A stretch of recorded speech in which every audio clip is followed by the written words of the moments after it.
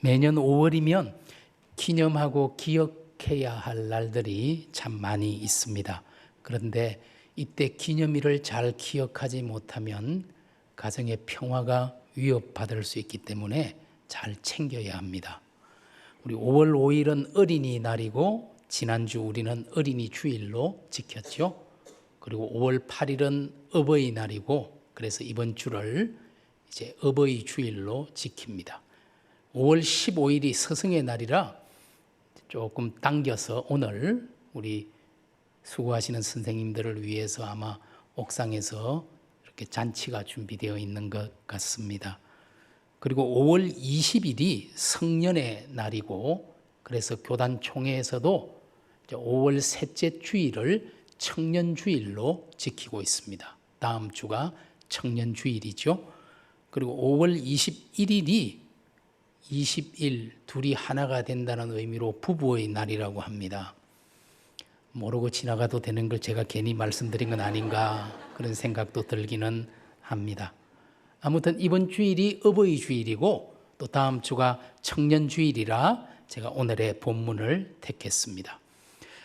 우리나라의 어버이 주일, 어버이날이 처음 생긴 것은 68년 전인 1956년 처음 5월 8일을 어버이날로 지정했습니다. 사실 이것은 미국의 Mother's Day, 어머니날, 미국의 어머니날은 바로 오늘입니다. 5월 둘째 주 일요일, 오늘이 미국의 어머니날인데요. 이걸 보고 우리도 이제 어머니날을 정했습니다. 그런데 미국에는 아버지날도 있습니다. Father's Day가 6월 세 번째 주 일요일, 이때가 이제 아버지 날입니다. 그런데 우리나라하고 가까운 일본이나 중국에도 어머니 날과 아버지 날이 따로 있습니다. 그런데 우리나라에는 어머니 날만 있으니까 고생하는 아버지들의 소외감 투명 인간같이 되어가지고 너무 힘들어서 1973년에 어머니 날을 어버이날로 바꾸게 되어서 오늘 이렇게 우리 남자분들도 꽃을 달 수 있게 되었습니다. 여기에 계신 우리 어머니, 아버지 정말 존경하고 여러분 너무 수고하셨고 감사하고 축하드립니다. 우리 어머니, 아버지들이 계셨기에 우리 가정이 또 우리 교회가 우리 나라가 이만큼 설 수 있었습니다. 북한에도 어머니 날이 있습니다. 11월 16일입니다. 그런데 왜 이 날이 어머니 날이 되었냐면요. 김일성이 1961년 11월 16일 날 제1차 전국 어머니 대회에서 자녀 교양에 있어 어머니의 임무라는 이런 연설을 한 날입니다. 그래서 그 연설을 기념해서 11월 16일을 어머니 날로 정했다고 합니다. 북한에는 아버지의 날이 없습니다. 그 이유도 김일성 주석이 모든 인민의 아버지이기 때문에 특별히 아버지 날은 필요 없다. 굉장히 참 특이해도 너무 특이한 나라이긴 합니다. 여러분 5월 20일이 성년의 날이라 이제 다음 주가 청년주일입니다. 신학교에서 젊은 우리 신학도들을 가르치고 있는 사람의 입장에서 청년들이 정말 너무나 존귀합니다. 귀합니다. 오늘날 한국교회에 한 사람의 청년도 정말 귀한 존재입니다. 2년 전에 2022년에 학원복음화협의회라는 기관이 있습니다. 그곳에서 우리 대학생 중에 기독교인이 얼마나 되는지 굉장히 폭넓게 조사를 했습니다. 그래서 조사 결과가 14.5%가 기독교인이다. 그런데 그 14.5%의 학생들 중에 교회에 나가지 않는 학생, 소위 가난한 대학생들이 몇 명이나 되는지 봤더니 41.7%는 자기가 기독교인이라고 표시했지만 교회에는 나가지 않는다. 절반 정도가 교회에 나가지 않습니다. 그러면은 교회에서 신앙생활을 하는 대학생은 아마 많이 잡아도 8% 정도 100명에 8명 정도가 될 것 같습니다. 그런데 이것도 굉장히 긍정적인 수치입니다. 한 10여 년 전에 이제 대학생 선교회라는 CCC라는 단체에서 조사한 통계에 따르면 실제 대학생 복음화율이 3.7%라고 합니다. 100명 중에 한 4명이 정말 예수를 잘 믿는 청년이다. 암울한 수치입니다. 그래서 청년들이 한 사람이라도 정말 귀하죠. 요즘 한국에서도 청년들을 새로운 미전도 종족이라고 부르고 있습니다. 우리 청년들이 한국 교회의 미래입니다. 성도 여러분, 우리 교회에 속한 청년들, 대학생들 보시면 많이 격려해 주시고 여러분 위로도 해 주시고 따뜻하게 대해 주시면 좋겠습니다. 저는 이번 주 어버이 주일과 다음 주 청년 주일을 맞아 어떤 말씀을 같이 나누면 좋을까 생각하다가 오늘 우리가 함께 읽은 누가복음 7장에 나오는 청년 아들을 잃은 과부 어머니의 이야기를 떠올렸습니다. 여러분, 오늘의 이 본문, 우리가 읽은 이 본문은 복음서 가운데 마태, 마가, 누가, 요한 중에 누가복음에만 기록되어 있는 누가만이 전해주는 이야기입니다. 우리가 11절부터 읽었지만 7장 1절을 보시면 우리 예수님께서 가버나움이라는 동네에 들어가셔서 기적을 일으키는 이야기가 나옵니다. 그 마을에 있는 백부장의 종이 심한 병에 걸려 있었는데 우리 주님께서 그 병자에게 가서 고쳐주신 것이 아니라 멀리서 말씀만으로 백부장의 종을 고쳐주신 이야기가 7장 1절부터 10절까지 기록이 되어 있습니다. 우리가 오늘 읽은 본문은 그 이어서 나오는 본문이죠. 오늘의 이야기는 나인성 과부의 아들을 살려주신 이야기이죠. 여러분, 가버나움에서 나인성까지는 꽤 먼 거리입니다. 가버나움에서 남쪽으로 40km 정도 떨어져서 나인성이라는 마을이 있습니다. 우리 예수님께서는 오늘 아들을 잃은 이 과부를 위로하고 죽은 청년을 살려내기 위해서 그 먼 길을 걸어서 오셨습니다. 40km나 되는 그 길을 오로지 이 여인과 청년을 만나기 위해서 우리 주님이 오신 것입니다. 여러분, 나인성이라는 이 마을의 이름, 나인이라는 이 이름은 히브리어 나임에서 나온 말입니다. 그 뜻은 사랑스러운, 아름다운 이런 뜻을 가지고 있는 마을이에요. 하지만 그 이름값을 하지 못하고 오늘 우리가 만나는, 우리가 읽은 이 본문의 내용을 보니 전혀 아름답지도 사랑스럽지도 않은 상황을 보게 됩니다. 오히려 절망과 슬픔과 죽음이 그 아름답다는 이름의 뜻을 가진 마을 사람들을 지배하고 있습니다. 주님은 바로 이들을 위로하고 그 청년에게 새 생명을 불어넣어 주시기 위해 일부러 그 먼 길을 걸어 오셨습니다. 나인성에 딱 들어서면서 주님은 장사 행렬을 만났다라고 기록되어 있지요. 일찍 남편을 잃고 이제는 유일한 삶의 버팀목이었던 유일한 독자 아들마저 잃어버린 어머니를 만났습니다. 모든 소망을 잃어버린 어머니의 마음은 말 그대로 절망 그 자체였습니다. 그런데 우리 주님께서 오늘 본문 7장 13절에 이 여인을 불쌍히 여기셨다 기록하고 있습니다. 7장 13절의 말씀, 주께서 과부를 보시고 불쌍히 여기사 울지 말라 하시고, 불쌍히 여기는, 가엾게 여기는 이 마음이 죽은 자를 살리는 기적을 만들었을 것입니다. 그런데 오늘 어쩌면 우리의 상황이 본문의 어머니처럼 절망적인 것은 아닐까 싶습니다. 한국 교회의 사정이 너무 참혹하고 절망적입니다. 들려오는 소리들이 회개하기 그지없습니다. 목사직의 불법적 세습, 목회자의 표절, 편법, 거짓말, 성적 일탈과 재정 비리가 너무 자주 세간의 입방아에 오르내립니다. 교회에 무슨 단체는 그리 많은지 명예를 얻으려는 명예롭지 못한 다툼의 소식이 계속 들려옵니다.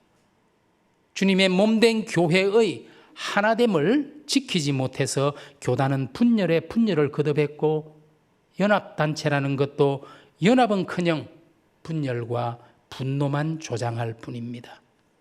그래서 언론에서는, 우리 개신교 진영에서는 성탄절이나 부활절이 되어도 인터뷰를 할 만한, 존경할 만한 어른이 없다고까지 말하기도 합니다. 마치 오늘 나인성 과부의 형편처럼 지금 우리 교회의 형편이 참담합니다. 한국 사회도 희망을 찾아보기가 쉽지 않습니다. 남북의 갈등과 핵 긴장은 높아만 가고 있습니다. 이념 논쟁, 좌우 논쟁은 사사건건 여전히 냉전 시대이고, 세계화라는 구호 아래서 경제적 양극화는 점점 깊어지고 있고, 학교 교육은 파행으로 치닫고 있고, 청년들은 절망감과 패배의식에 젖어 있습니다. 노인 빈곤율과 노인 자살률은 경제협력개발기구 OECD 나라들 가운데 압도적으로 세계 1위입니다. 한국 교회와 한국 사회의 처지가 어쩌면 구약성경 에스겔 37장에 나오는 골짜기의 마른 뼈와 같은 형국입니다. 에스겔 37장 11절의 말씀은 이렇습니다. 이 뼈들은 이스라엘 온 족속이라. 그들이 이르기를 우리의 뼈들이 말랐고 우리의 소망이 없어졌으니 우리는 다 멸절되었다 하느니라. 우리의 형편도 이 마른 뼈와 별반 다를 것이 없어 보입니다. 그러면 어떻게 해야 한국 교회와 한국 사회의 이 참혹함에서 희망을 찾을 수 있을까요? 첫째로 불쌍히 여기는 마음이 있어야 합니다. 무엇보다 먼저 주님께서 우리를 불쌍히 여겨주셔야 합니다. 오늘 나인성 과부를 불쌍히 여기신 그 주님의 마음이 있어야 합니다. 우리 주님께서는 에스겔 선지자를 통하여 말씀하십니다. 에스겔 37장 12절에 이어지는 말씀에 이렇게 기록하지요. 내 백성들아, 내가 너희 무덤을 열고 너희로 거기에서 나오게 하고 이스라엘 땅으로 들어가게 하리라 말씀하십니다. 우리 주님의 불쌍히 여기심만이 우리의 유일한 소망입니다. 그리고 우리에게도 이 주님의 마음이 절실하게 필요합니다. 불쌍히 여기는 마음, 긍휼의 마음, 아파하는 자들과 함께 아파하고 우는 자들과 함께 우는 공감의 마음이 절실합니다. 한국 교회와 한국 사회를 위해서 정말 아파하고 우는 사람들이 있어야 우리 교회가, 이 사회가 희망을 찾게 될 것입니다. 여러분, 오늘 하나뿐인 아들을 잃은 어머니의 마음이 어떨지 상상하기도 어렵습니다. 애주중지 다 키워 청년으로 성장한 아들이 갑자기 죽었을 때 어머니는 말 그대로 하늘이 무너지는 충격을 받았을 것입니다. 여러분, 어머니의 마음도 아버지의 마음도 곧 불쌍히 여기는 마음입니다. 자녀를 긍휼히 여기는 부모의 마음, 이것은 하나님의 긍휼하심을 많이 닮았습니다. 여러분, 히브리어로 레켐이라는 단어가 있습니다. 그 단어의 뜻은 어머니의 자궁, 모태라는 뜻을 가지고 있습니다. 그런데 이 레켐이라는 명사에서 파생된 동사 라캄이라는 이 동사의 뜻은 불쌍히 여기다, 깊이 사랑하다, 이런 뜻이 있어요. 어머니의 자궁과 불쌍히 여기는 마음은 하나입니다. 연결되어 있습니다. 이사야서 49장 15절의 말씀입니다. 여인이 어찌 그 젖먹는 자식을 잊겠으며 자기 태에서 난 아들을 긍휼히 여기지 않겠느냐. 이때 긍휼히 여기다라는 이 동사가 바로 락함입니다.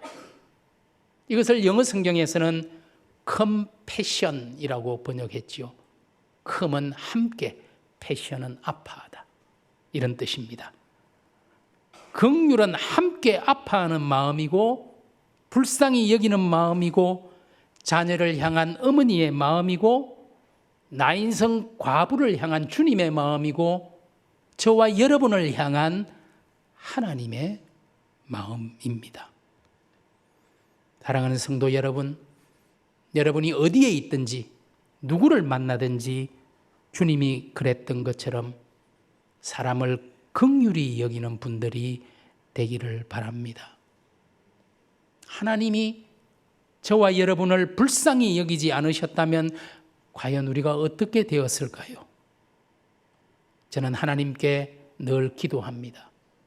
제가 만나는 학생들, 제가 만나는 성도들을 긍휼히 여기는 사람이 되게 해달라고 말입니다. 우리 하나님의 마음, 예수님 마음, 성령님 마음은 불쌍히 여기는 마음입니다. 저와 여러분에게도 이 긍휼의 마음이 있기를 간절히 원하고 이 마음으로 우리가 누구를 만나든 무슨 일을 하든 어느 자리에 있든 그리스도인으로서의 사명을 잘 감당하게 되기를 원합니다. 어떻게 해야 한국 교회와 한국 사회가 이 참혹함에서 희망을 찾을 수 있을까요? 둘째로 희망의 예언자가 필요합니다. 우리 주님께서 나인성에 들어가면서 장사 행렬을 만났을 때 주님은 가까이 가셔서 손을 관에다 대셨다라고 오늘 본문이 기록합니다. 이것은 율법이 금지하고 있는 행위입니다. 민수기 19장을 보시면 시체가 있는 관을 만지는 사람은 그 사람도 부정해지기 때문에 해서는 안 된다라고 율법이 말하고 있지만 그 율법의 금지조차도 주님의 긍휼히 여기는 마음을 막을 수는 없었습니다.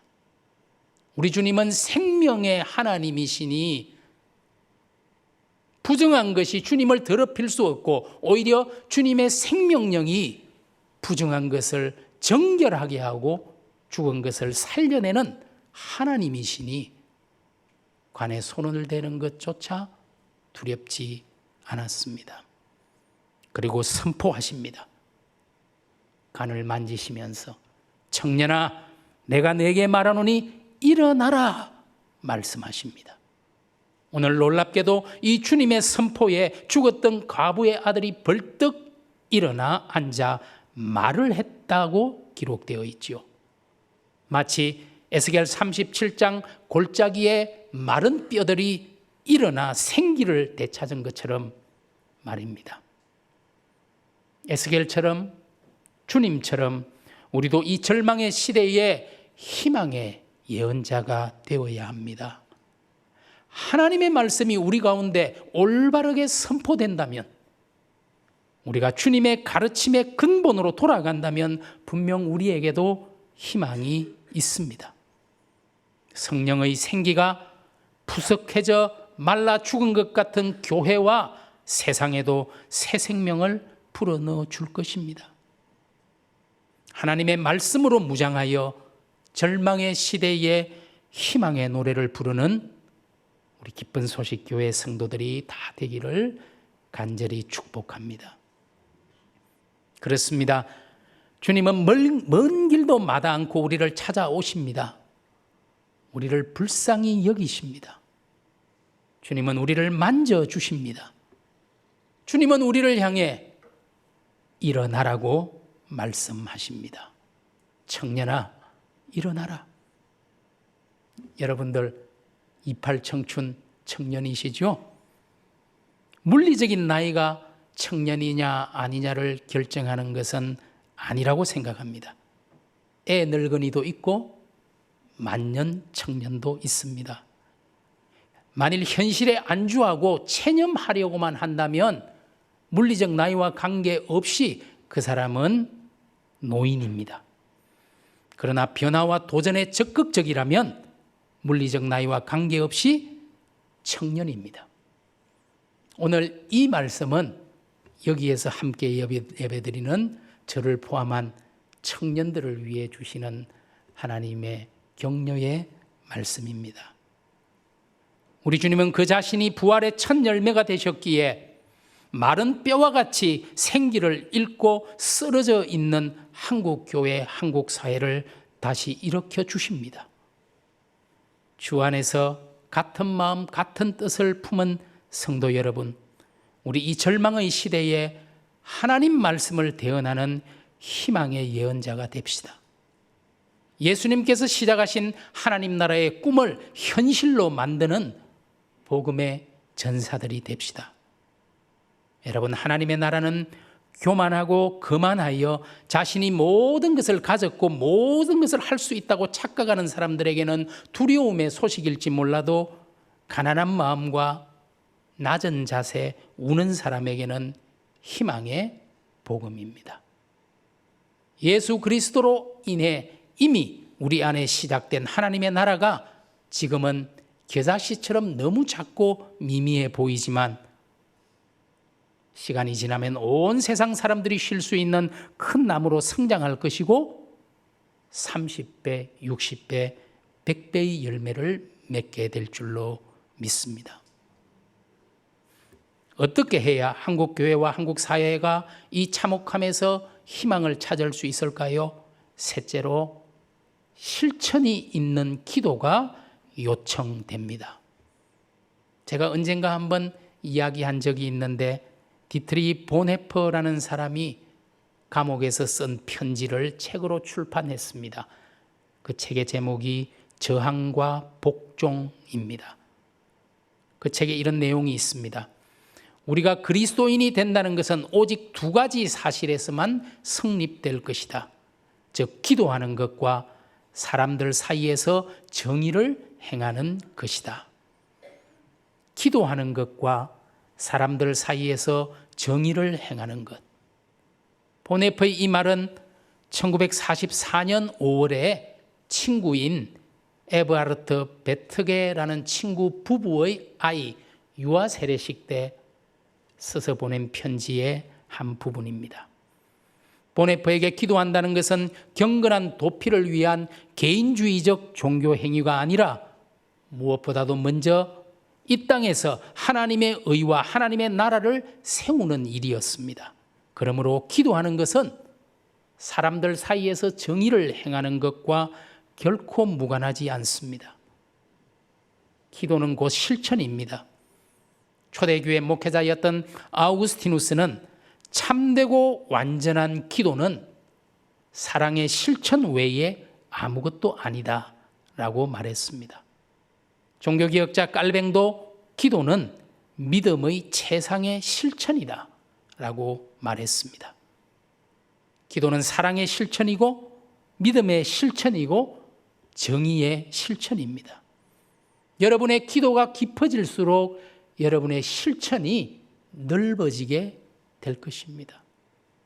여러분이 교회와 이 땅을 위해 간절히 기도하고 그 기도한 대로 살아내려고 실천하려고 할 때 비로소 한국교회, 한국사회는 희망을 발견하게 될 것입니다. 이 시간 우리가 읽은 오늘의 본문에 나오는 예수님의 말씀을 다시 한번 떠올리며 곱씹어 봅시다. 아들을 잃고 마음이 무너져버린 어머니를 향해 주님이 말씀하십니다. 울지 말라. 울지 말라. 이 짧은 한마디 속에 그 여인과 함께 아파하는 주님을 우리는 만나게 됩니다. 혹시 여기 계신 성도님들 가운데 건강의 문제 때문에, 가정과 가족의 문제 때문에, 인간관계의 어려움 때문에, 직장과 일터에서의 어려움 때문에 아파하는 분들이 계시다면 주님이 나인성 가부에게 말씀하셨던 것처럼 여러분에게도 울지 말라. 따뜻한 위로의 말씀을 건네주실 줄로 믿습니다. 주님께서 죽음으로 모든 것이 끝나버린 청년을 향해 선포하신 위대한 말씀, 청년아, 내가 너에게 말하노니 일어나라, 이 말씀을 기억합니다. 이 말씀은 어쩌면 습관적인 신앙생활, 타성에 빠진 믿음으로 마치 죽은 자같이 되어버린 저와 여러분을 질타하며 격려하는 주님의 외침일지도 모릅니다. 이제 더 이상 희망이 없다며 패배의식에 젖어있는 한국교회를 향해서 부르짖는 주님의 마지막 호소일지도 모릅니다. 일어나라, 일어나라. 이제 허약해진 손과 발에 힘을 주고 무릎을 곧게 세우고 일어납시다. 무디어진 우리 마음을 추스르고 우리 믿음을 새롭게 세웁시다. 기쁜 소식 교회가 이제 이 땅에 출범한 지 24년이 되었으니 어느덧 청년이라고 생각합니다. 세상에 떠밀려가는 것이 아니라 세상을 거슬러 올라가는, 그리하여 주님이 그랬듯이 세상을 이기는 세속 성자로, 그리스도의 제자로 살아냅시다. 사랑하는 성도 여러분, 모든 사람을 불쌍히 여기는 긍휼의 사람이 됩시다. 절망의 시대에 희망의 예언자가 됩시다. 기도와 실천을 겸비한 그리스도의 사람이 됩시다.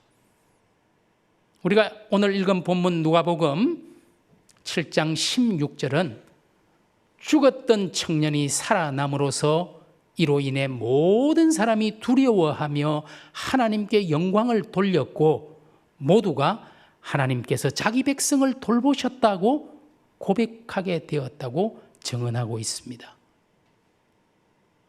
여기에서 함께 예배드리는 우리 기쁜 소식 교회 성도 한 사람 한 사람, 우리를 통해 하나님이 영광을 받으시고 과연 하나님이 살아계셔서 자기 백성을 돌보셨구나, 이런 고백들이 나올 수 있기를 원합니다. 나이는 들어도 언제나 만년 청년인 여러분이 바로 한국교회, 한국사회를 다시 희망으로 일으켜 세울 하나님의 마지막 비밀병기입니다. 하나님께는 다른 대책도 다른 대안도 없습니다. 저와 여러분이 유일한 하나님의 비밀병기입니다. 우리가 절망에 빠진 사람들을 일으키는 희망의 선포자가 되어야 합니다. 저와 여러분이, 우리 교회가 이 책임을 감당할 수 있기를 주님의 이름으로 간절히 축복합니다. 기도드리겠습니다.